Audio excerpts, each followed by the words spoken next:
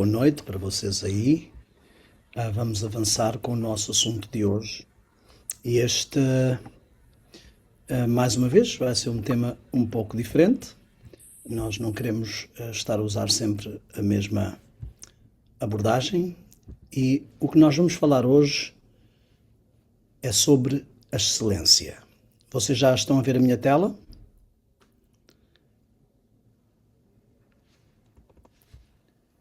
Conseguem ver a minha tela, não é?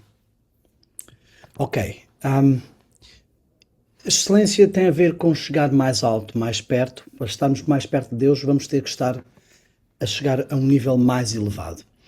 E às vezes nós temos planos, sonhos, desejos na nossa vida e nem sempre é fácil.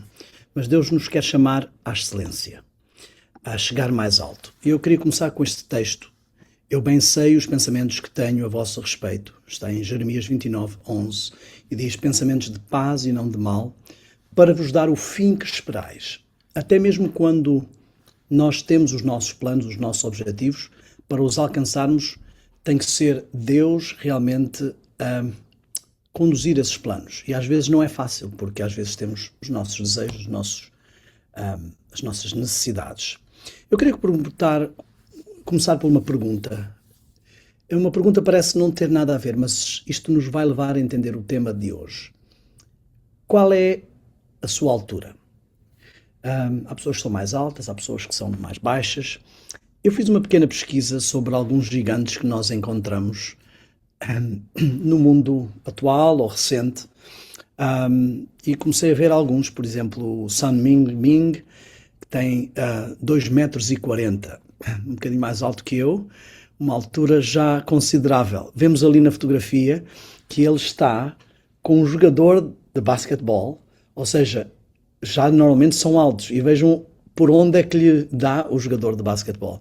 Do lado direito temos Sultan Kozan, ele é da Turquia e teve o recorde por muito tempo. Ao lado está o recorde de um dos homens mais baixos do mundo, que já faleceu, aquele ali, mas ele tem 2,52 m.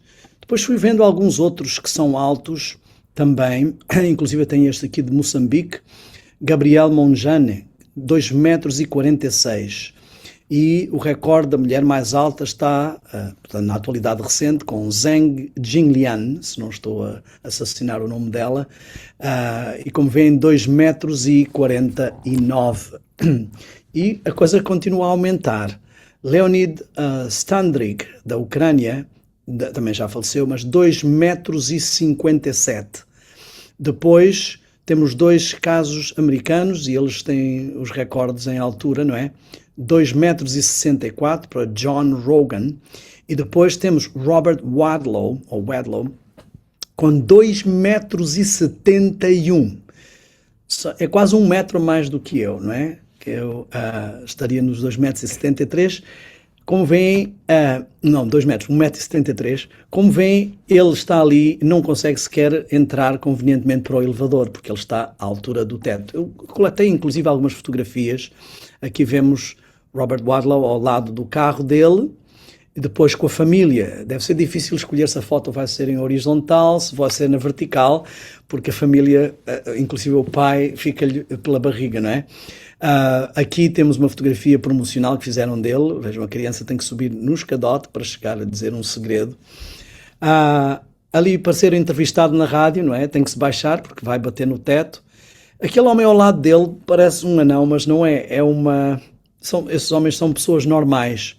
Ele não precisa realmente de um escadote para acertar o relógio da estação de comboios. Portanto, ele está ali, vocês veem que ele chega quase ao piso de cima, não é? E, enfim, foram vendo várias fotografias, ele sentado também ao lado de um homem normal, tem que ter uma cadeira desenhada só para ele, pode trocar a lâmpada no corredor do hotel sem precisar de nenhuma ajuda, nem de nenhum escadote.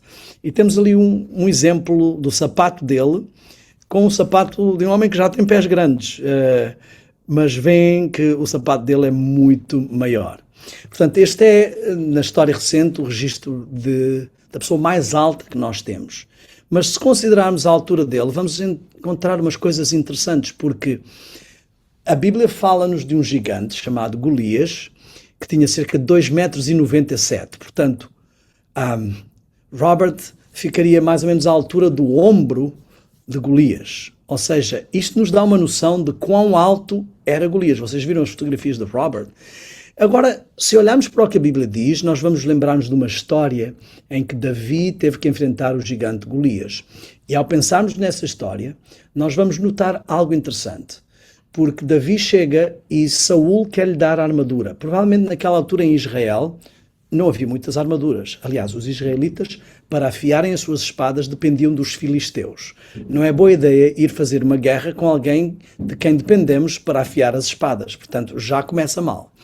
E Saul era considerado relativamente alto para a sua população. Quando ele foi eleito rei, diz-se que o povo de Israel dava mais ou menos pela altura dos ombros dele. Estimando pelo que a Bíblia diz, ele teria como 1,80 m. O que para um israelita naquela altura já era uma boa altura. Hoje em dia as pessoas têm uma altura um pouco maior, e este é alto, mas não é tremendo. Mas se considerarmos que os israelitas estavam pela altura do ombro, e se considerarmos que Davi ainda era relativamente jovem, ele era um adolescente, e nós entendemos melhor a história, porque Davi provavelmente nem chegaria ao ombro, mas vamos considerar que estaria ali por altura do ombro de Saul. Agora faz-nos entender quão deslocado seria para Davi colocar aquela armadura. Saul quer ser amigo.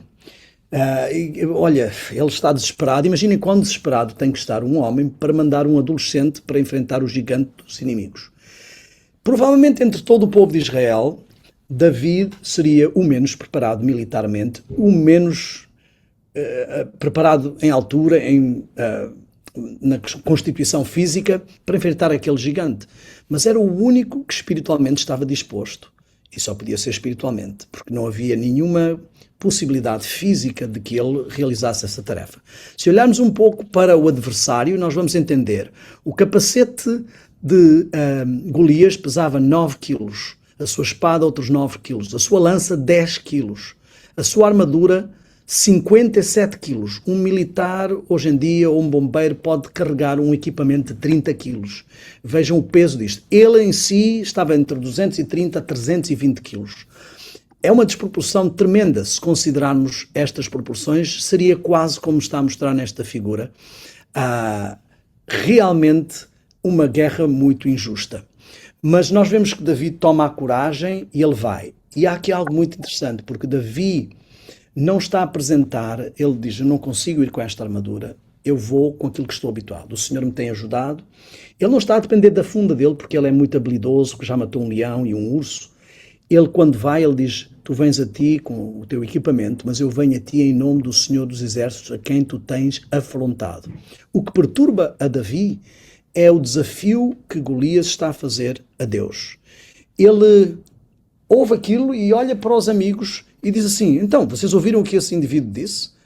E toda a gente olha para ele e diz, e ninguém vai fazer nada? E todos olham para ele, tipo, imagino, o que é que estás para aí a falar? Tu já viste o tamanho desse indivíduo, não é? Mas ele não está a pensar, se Davi estivesse a medir as suas condições físicas, as suas habilidades como guerreiro, ele nunca teria enfrentado este gigante. A Bíblia diz que ele nem barba tinha ainda. Obviamente, aqui ele vai pela fé. Ele não está a olhar para o tamanho de Golias, mas ele está a olhar para o tamanho do seu Deus. E se nós compararmos isto ainda para pôr em perspectiva, Golias nem sequer chegaria ao ombro de Adão. Calcula-se que Adão tivesse cerca de 4,5 metros ou mais, mas vamos estimar ali 4 metros. Então, aí nos está a mostrar algo tremendo, porque Adão, a raça já diminuiu bastante e está com essa condição física, mas Adão, quando saiu das mãos do Criador, estava realmente noutra dimensão.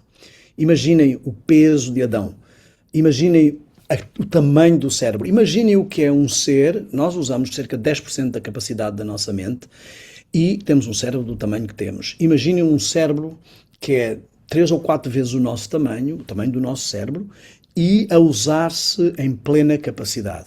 Adão saiu perfeito das mãos do Criador, com uma altura, uma proporção, tudo perfeito. E Eva também, não é? A pergunta certa foi a pergunta que Davi fez intrinsecamente na sua mente. Ele não se perguntou qual é o meu tamanho, qual é a minha altura. Qual é a minha altura não é a pergunta certa. Quão grande é o meu Deus é a pergunta que eu devo fazer. E para entendermos isso, eu gostaria de fazer mais uma pequena abordagem com esta questão, para mostrar porquê a importância da excelência em Deus e não na nossa performance. Há um texto que eu gosto muito, em Atos 17, 28, que diz que nele nos movemos, falando de Deus, e existimos. Nele vivemos, nos movemos e existimos. Mas depois podia dizer só, olha, este Deus é extremamente grandioso, olha só, nós nos movemos nele. Ou seja, Deus está para lá do tempo, para lá do espaço. Ele não está constrito ao universo. E só dizer isto parece já antagónico. Constrito ao universo. Sabemos que o universo é infinito e está em plena expansão. Como é que nós estamos contidos em Deus, nos movemos em Deus, e não estamos aqui a falar de panteísmo, mas depois termina com um voto de muita esperança. Diz-lhes, somos a sua geração. Adão é considerado filho de Deus e os seus descendentes são considerados netos, bisnetos, trisnetos e aí por diante, não é? Mas para pormos isto um bocadinho em perspectiva, eu queria que olhássemos para o cenário onde vivemos. Olhamos para a Terra. Eu, por exemplo, estava aqui a fazer... Estou neste momento numa das nossas escolas adventistas, onde eles estão a ter um evento especial, e que eu fui convidado para ser o orador, e estavam aqui algumas pessoas das Filipinas. Levam 30 horas de voo para chegar aqui. 30 horas de voo. Imaginem o tamanho da Terra, o que se é preciso para chegar a determinadas partes da Terra. O planeta parece gigante.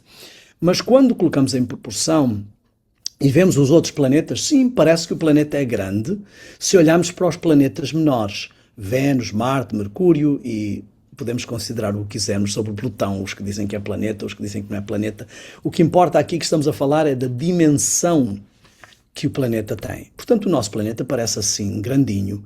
Mas quando começamos a olhar para os planetas maiores do nosso sistema solar, aí parece que o nosso planeta fica no chinelo, não é? Olhem para o tamanhinho da Terra, considerando Júpiter, Saturno, Urano e Neptuno. Então parece que esses sim são os planetas grandes. Mas nós vivemos e estes planetas fazem parte do nosso sistema solar. E o sistema solar chama-se assim por causa do Sol. E quando colocamos em perspectiva todos esses planetas, eles parecem berlindes ou bola de gude, como queiram dizer, dependem de onde estivermos. O Sol é gigantesco. A Terra neste momento parece uma cabecinha de alfinete, é um pontinho ali quase confundido com as outras estrelas. Agora, o interessante é que das estrelas que nós conhecemos, o Sol não é maior. Vejam o tamanho que o Sol tem em proporção à Terra aí, mas se olharmos o Sol com relação a outras estrelas que a gente conhece, como Betelgeuse, da constelação de Orion, ou Antares, ou a Scuti, vamos ver que o Sol agora é um pontinho de alfinete. A Terra já desapareceu, nem dá para ver mais. Só que eu queria que nós puséssemos isto ainda em mais proporção. O Sol consome, num segundo, mais energia do que a Terra já consumiu desde o início da sua existência. Num segundo. O Sol, obviamente, não está a queimar só por um segundo. E ele não é das estrelas maiores. Portanto, imagine a quantidade de energia. O que é que Deus está a dizer sobre os nossos medos, as nossas necessidades? Parece que está a esbanjar ali energia só para aquecer o planeta. Porque muitas destas estrelas não estão a aquecer nenhum planeta, são só para embelezar o céu. E eu queria que puséssemos isto em perspectiva, porque se estima que existem 100 bilhões a 200 bilhões de estrelas, entre 100 a 200 bilhões de galáxias conhecidas. Portanto, cada galáxia com 100 a 200 bilhões de estrelas e 100 a 200 bilhões de galáxias conhecidas. Acho que isto já começa a dar uma noção de que Deus servimos quando se diz que nele vivemos, nos movemos e temos a nossa existência. Portanto, obviamente aqui há algo tremendo que nos ultrapassa, nós nem fazemos ideia do que estamos a falar. A Bíblia diz que Deus conta o número das estrelas, que já é uma proeza, mas ele depois sabe o número das estrelas e o seu nome. Pelos seus nomes as chama. Nós não fazemos ideia do que estamos a falar aqui. Estamos a falar de um Deus que gera bilhões de estrelas, bilhões de galáxias, num universo em expansão, que as sincroniza todas e que cada um destes planetas que existem nesses sistemas tem inúmeros seres. Nós estamos agora com 8 bilhões de pessoas estimadas. Na Terra, se considerarmos uma Terra de 6 mil anos, Estima-se que tenham existido 35 a 40 bilhões de pessoas. Então, isto nos dá a noção, temos a falar de um Deus que consegue sincronizar os pensamentos de 8 bilhões de pessoas ao mesmo tempo. Consegue sincronizar as vidas de pessoas que já existiram, pessoas que vão existir, saber o passado, o futuro, tudo o que elas pensaram a cada momento. Consegue ouvir as orações de todas estas pessoas. Eu costumo fazer uma pequena experiência às pessoas, eu mostro rapidamente os dedos e digo quantos dedos mostrei. E as pessoas normalmente conseguem acertar, mas a Bíblia nos diz que Deus até os cabelos da nossa cabeça tem contados. E obviamente Deus não está ali a contar cabelos, porque ao fim de um tempo já caíam dois e tem que voltar a começar a contar. Estima-se que uma pessoa em média tenha 80 mil a 150 mil fios de cabelo. Portanto, obviamente Deus não está a contar cada cabelo destas pessoas, Ele tem a capacidade de olhar e saber o número que está ali com a mesma facilidade que nós olhamos para 2 dedos ou 4 dedos. E é por isso que Ele nos diz: aquietai-vos e sabei que eu sou Deus. É uma tremenda arrogância nós não termos confiança em Deus, nós não descansarmos em Deus. Nós às vezes temos mais confiança própria do que em Deus, quando estamos tão limitados. Eu costumo brincar e dizer que estamos aqui nas nossas tarefas e queremos desenvolvê-las sozinho, e estão ali anjos com 4 metros e tal. Se precisares de alguma ajuda, estamos aqui, não é? E nós os deixamos ali quietos porque queremos sentir que somos nós que estamos a alcançar, que é o nosso projeto, o nosso bebê. Mas o Senhor tem planos para nós. E até para os nossos planos, Ele tem planos melhores. Eu costumo dizer que as coisas mais elevadas que eu alcancei na minha vida foram planos meus que não deram certo. Eu estar no pastorado foram planos que não deram certo. Eu ter ido como missionário foram planos que não deram certo. Várias coisas que eu planeei de forma diferente na minha vida e que, porque não deu certo e Deus tinha planos melhores, resultaram melhor do que os meus planos. E Deus tem um sonho para nós, um desafio. Ele diz que Ele quer que sejamos a cabeça e não a cauda. Em Deuteronômio 28:13 Ele diz: o Senhor te porá por cabeça e não por cauda. Estarás em cima e não debaixo. Mas tem uma condição: se obedeceres aos mandamentos do Senhor. Eu queria que nós entendêssemos que isto não é só uma conversa do texto bíblico. Nós vemos Daniel em Babilónia, que era o topo, a nação topo da altura, a excelência de todas as nações da época. Seria quase que o topo de toda a cultura e civilização, do berço da civilização. E a Bíblia nos diz que depois dele ter estudado ali, dele ter estado com os magos e os astrólogos, diz que em toda a matéria de sabedoria e de discernimento, não é só conhecimento, é sabedoria e discernimento, diz que o rei os achou 10 vezes mais doutos, mais sábios que todos os outros. Deus está a dizer assim: olha, aqueles que estão do meu lado, se tiverem a minha bênção, eles estão a contar com um Deus universal, um Deus tremendamente para além daquilo que é a realidade da existência. E Ele os capacita. 10 vezes mais sábio. Eu costumo dizer assim, algumas pessoas dizem sobre a educação alternativa, sobre a educação nas escolas, nos colégios, escolas do mundo, escolas da igreja. Eu digo, quem quiser avançar para as escolas do mundo, a educação do mundo, deve ser 10 vezes mais consagrado que aqueles que não vão. E quem não quiser ir para essas escolas e quiser educações alternativas, deve ser 10 vezes mais sábio do que aqueles que vão. Deus não nos chamou para estarmos na mesquinhez.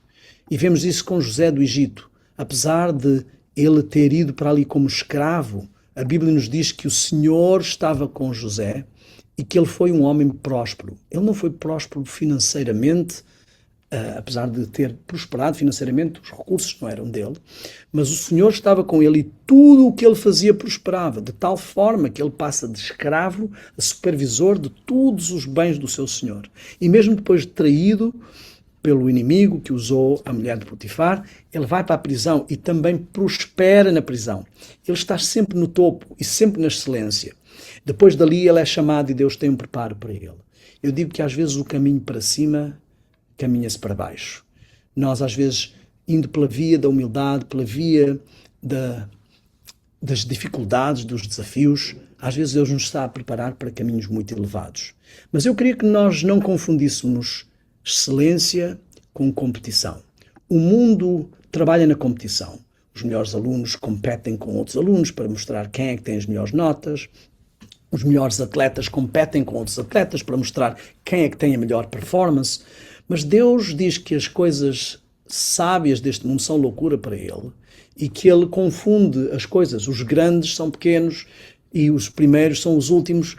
Deus trabalha noutra dimensão. E eu queria que nós entendêssemos a diferença entre competição e excelência. Nos desportos do mundo, o trabalho e nos desempenhos do mundo, no mercado, tudo o que nós fazemos, a tendência é competir uns com os outros. Mas Deus nos põe num patamar onde nós só temos que competir connosco mesmo.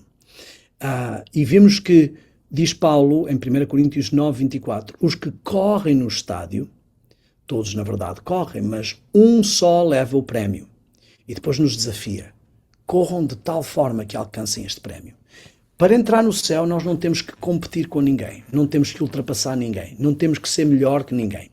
E há muitas pessoas que caem nesse erro e nesse fenómeno. Elas se sentem melhores que os outros porque mudaram a sua dieta. Elas se sentem melhores que os outros porque mudaram o seu vestuário.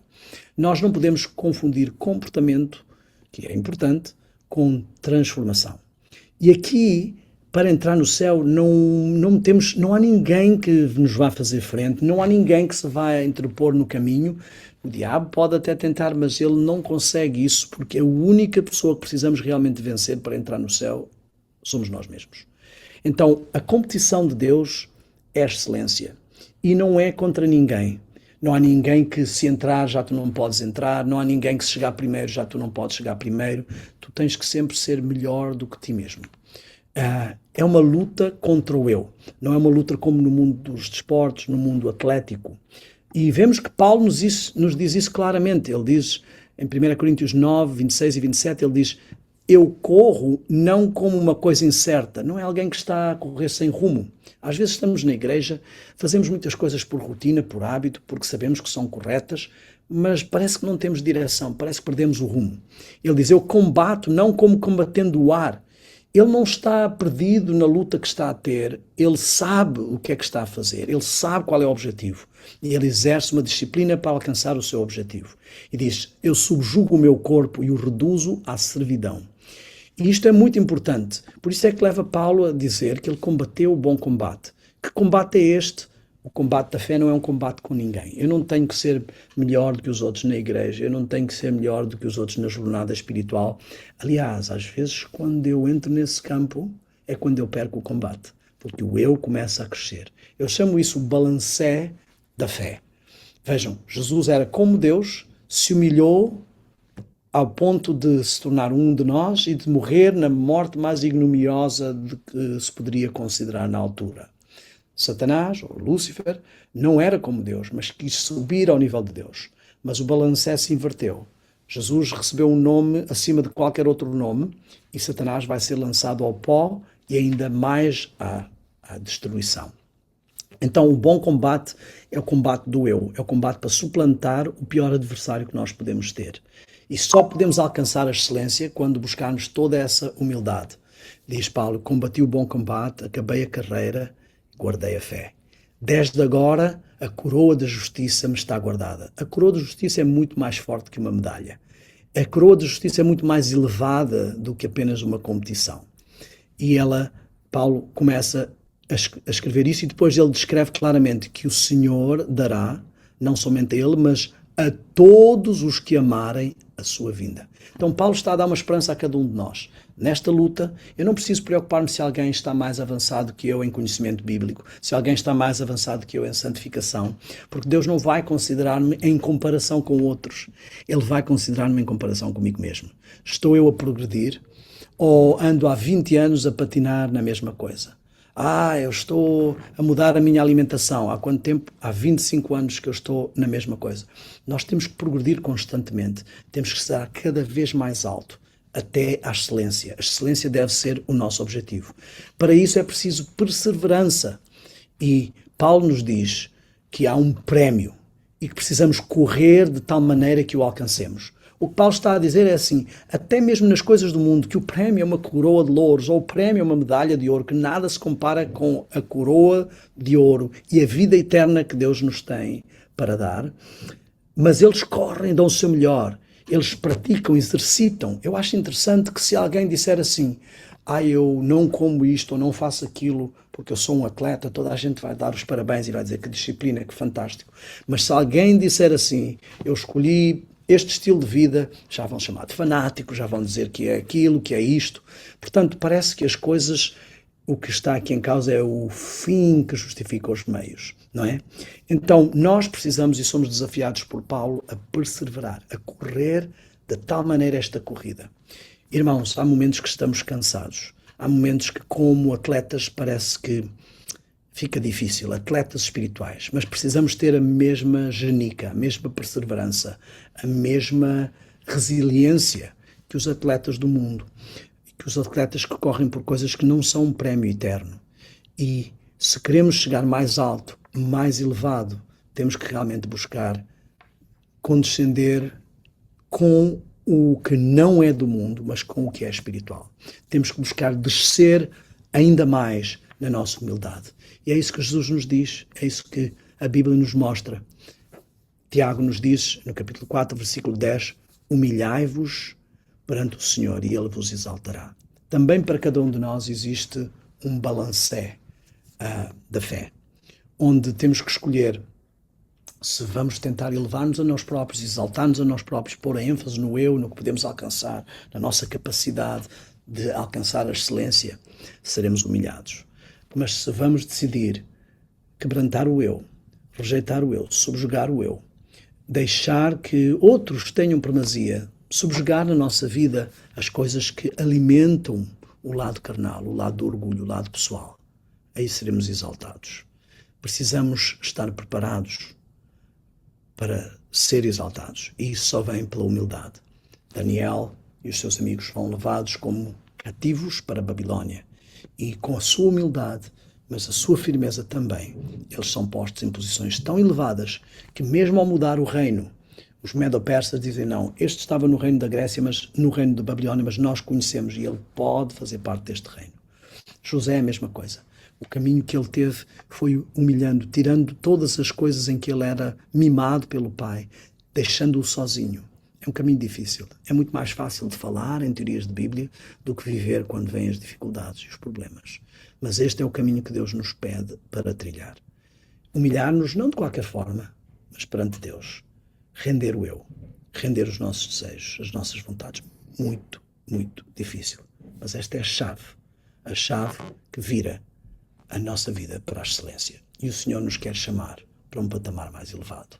Não um patamar mesquinho, não uma visão fechada de galinha, mas uma visão elevada de águia, uma visão superior de quem está perto do Senhor. Eu queria que refletíssemos hoje e concluímos aqui a nossa mensagem, mas antes de termos a oração juntos, vamos ter o nosso momento de introspeção sobre aquilo que acabamos de falar. Eu queria que pensássemos neste momento. O que é que há na nossa vida que não estamos a render a Deus?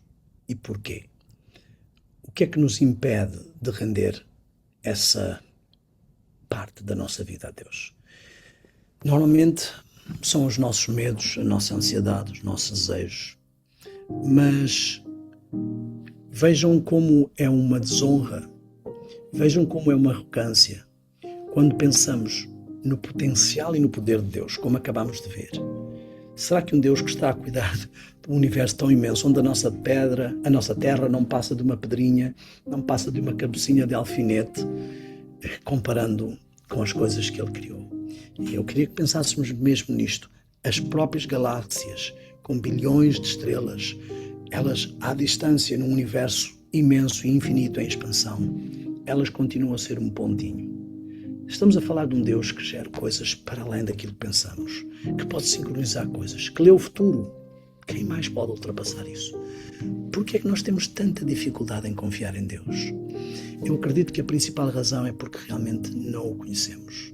Nós podemos ouvir estas histórias, mas nós não o conhecemos. A segunda razão é porque nós não confiamos no seu amor.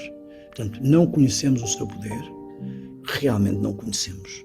Não confiamos no seu amor. Às vezes achamos que Deus não está interessado nas nossas pequenas coisas, nos nossos pequenos desejos. Mas pensem isto. Foi Ele que criou esses desejos. Foi Ele que nos desenhou com essas coisas. Ele tem interesse nisso. Ele só não tem interesse que essas coisas entrem para um campo de degradação. E a terceira razão é porque achamos que os nossos prazeres são mais importantes do que os princípios que Ele nos quer dar.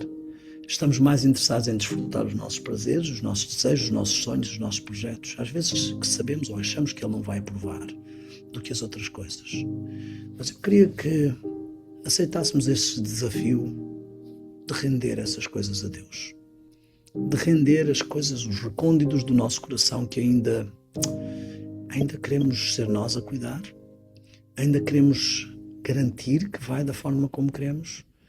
Quando é que vamos realmente sentir aquela confiança de largar, de deixar ir, de deixar que Ele conduza e de aguentar às vezes a dificuldade do que isso significa? Porque Ele sabe os sonhos que tem para nós, os planos que tem para nós. Ele sabe os nossos pensamentos e está a trabalhar para dar o fim que desejamos, para chegar ao objetivo que é mais alto e mais elevado que o nosso. Como sempre, vamos ter um tempinho de oração pessoal, em que eu vou deixar que cada um tenha o seu momento com Deus e eu depois vou encerrar com uma oração.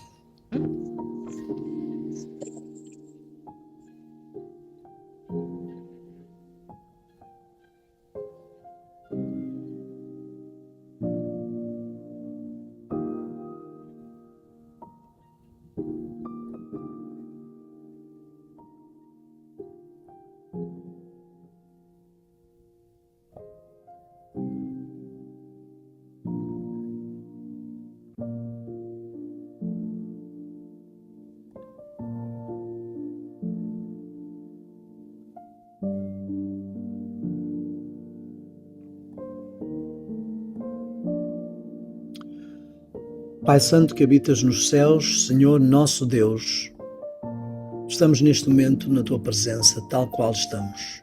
Vimos à Tua presença no nome e nos méritos de Jesus. Tu sabes, Senhor, as nossas lutas, os nossos desejos, as coisas que temos dificuldade em render.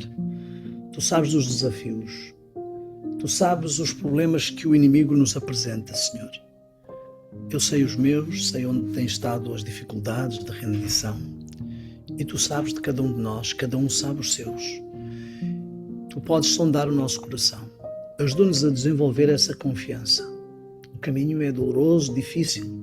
Estou a pensar em Abraão, como foi difícil chegar ao momento de ter fé plena. Estou a pensar em José, em Daniel, em Moisés e estou a pensar também em mim. E nos vários exemplos em cada um dos meus irmãos. Senhor, ajuda-nos a desenvolver essa comunhão contigo, que nos dê confiança, de pôr toda a nossa vida nas tuas mãos, de confiar sem medo, como uma criança, e deixar que conduzas, de suportar a agrura e a dificuldade enquanto trabalhas, e saber que aquele que começou a boa obra em nós a terminará até o dia de Jesus Cristo. Saber também que os planos e pensamentos que tens para nós são para nos dar o fim que desejamos e algo ainda mais alto, mais elevado, algo excelente. Eu peço que nos ajudes a ter essa força. Em nome de Jesus. Amém.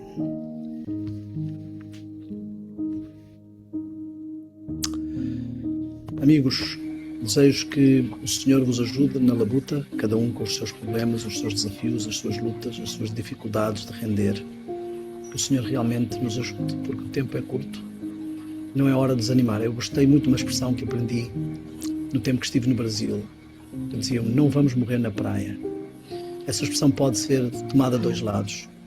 Podes morrer na praia quando o barco deslancha e avança, ou podes morrer na praia quando o barco está a chegar e já quase nadaste o oceano todo e agora vais morrer na praia. O tempo está curto e não são muitos os que vão vencer. E não é porque depende de nós, não depende do nosso tamanho, mas depende do tamanho da nossa entrega. Possamos pensar nisso seriamente, não apenas com teorias, e tomar decisões na nossa vida. Que o Senhor vos abençoe na vossa semana, nos desafios que vão enfrentar. É o meu desejo do fundo do coração. Amém.